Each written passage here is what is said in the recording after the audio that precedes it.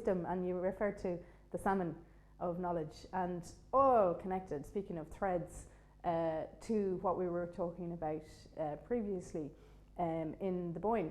Yes. And the river, and the Salmon of Knowledge, and the connection with the Salmon of Knowledge and the Boyne River, which is connected to everything we've been already talking about. So can you remind us about the Salmon of Knowledge and that mythical story?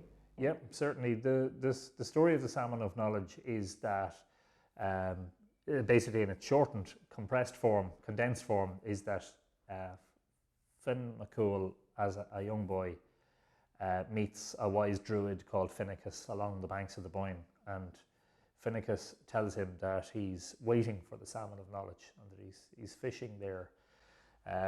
Now, undoubtedly, there might be medieval aspects to that story, because you see, the idea of the salmon coming up the Boyne is that there was the Cistercians created weirs, but we don't know when the first weirs were created. We don't know whether there might have been some sort of fish traps or fish weirs in prehistoric times, and it is a possibility. But the salmon jump the weir and then they rest in a pool afterwards, because to jump the weir takes quite a bit of energy, and that's basically where you try and catch them, is where they're in the pool where they've expended their energy and they're not going to put up much of a fight or whatever. So Finnachus is waiting for the Salmon of Knowledge and catches the fish, and this is all very exciting, and Finn is going to help him, and he's preparing the fire and the whole lot. And Finnachus says, cook the fish, but don't eat it.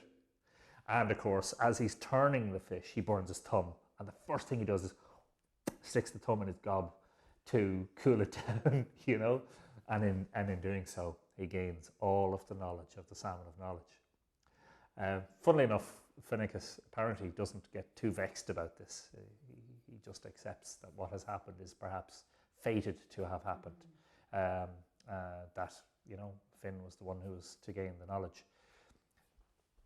The salmon's origin, according to the story, is that it swam in the well of Segish, which is apparently the source of the Boyne River. So there are two great rivers in Ireland in myth. One is the Boyne and one is the Shannon. And they both share this common origin story, which involves the fact that they are fed from a well. The well that feeds the Boyne is sometimes known as Segish Well, and it's also known as Nectan's Well. And Nectan was the king at the time? He was one of the Daedanan chiefs or gods, as it were, yeah. And we actually know its location now because it's identified with what we call Trinity Well, which is on the grounds of Newbury House in Carbery, County Kildare. And funnily enough, very recently, in a book published by Anthony Holton, he traced the Boyne all the way back to its source. And he says that the water from the well feeds into, basically this is the area where the Boyne actually begins. Not specifically necessarily at the well, but there's a small stream that runs past the well that feeds into an old mill race, and then this all feeds into and eventually becomes the mighty flowing Boyne. And it all starts with this little trickle of water. But the salmon was supposed to have grown in the well of Segish, and overhanging the well were the sacred hazel trees, 9 of them apparently. And what would happen is a nut would drop from the hazel trees into the well, and the salmon would eat the nut. And this is how it gained its knowledge. It's fascinating. It's like, do salmon eat hazelnuts, But there's a deeper meaning to the story, obviously. So the hazelnuts drop in, the salmon eats the nuts, and depending on how many nuts the salmon has, so if you see a salmon has speckled back, each dot, according to folk belief, each dot represents a nut that it has eaten. So the more speckles it has, the wiser the fish is. Do you know that one of the curious things is, in the Mesolithic, so before the arrival of farming, when you had to hunt and gather and do all that stuff, and most of your time was concentrated on where you were going to get your next meal, one of the most important foods was the hazelnut. And it is found that the hazelnut is one of the most nourishing nuts. It gives you a huge amount of nourishment. So if you were to choose, if you only had a very small choice of diet, if you were to include the hazelnut, you'd be getting quite a bit of nourishment. The fascinating thing is that, the physical nourishment also leads to a mental nourishment. Because remember that if you're not physically, like you are what you eat, you know what they say, if you're not eating what you're supposed to be eating, then your mind isn't going to function as well as it should.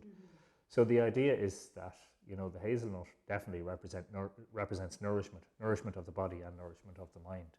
But the salmon, according to the story, is if you catch a salmon, the more speckles it has, the wiser it is, Right.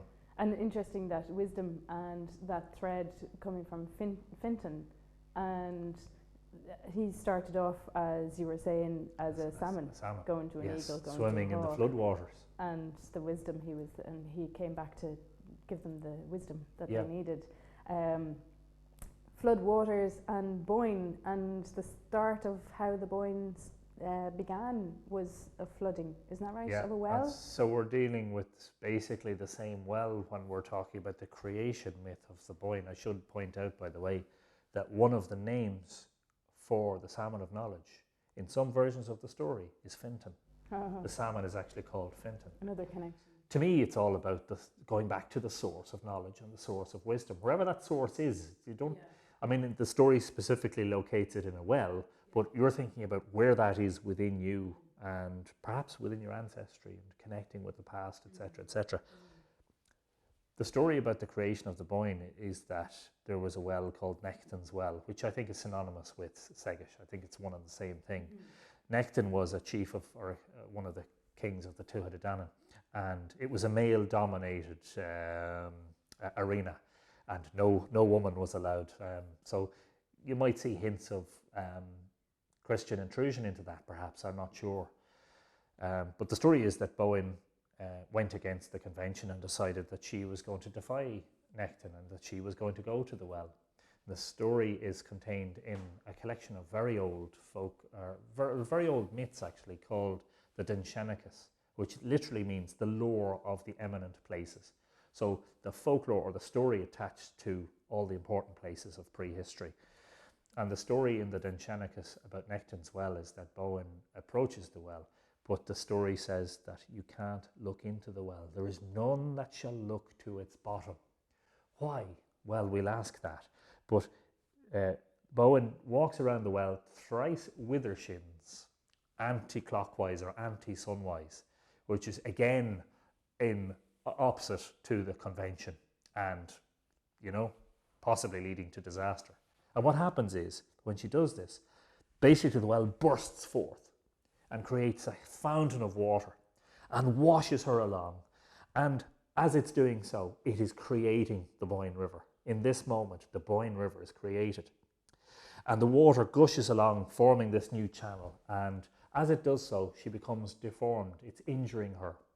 It says she loses an eye, she loses her right hand, I think it's the right, and she loses her right foot. So she becomes deformed by the waves as they carry her down. And eventually she's washed out to sea at Inverculpa, where she's drowned. And thus ends Bóinn, apparently. But it's funny, because in ending Bóinn, what's happened is an act of creation, and she gives her name to the Boyne. So the Boyne River is called after Bóinn or Bóinn, the illuminated or bright cow goddess.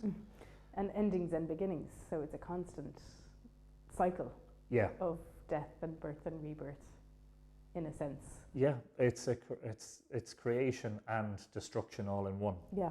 And it ties in, the reason I think it ties in with other creation myths is to do with the fact that she's being injured, that she's being ripped apart, because this is an essence of some of the creation myths that we see, is the ripping apart of a giant or a god or a monster, in this case a goddess.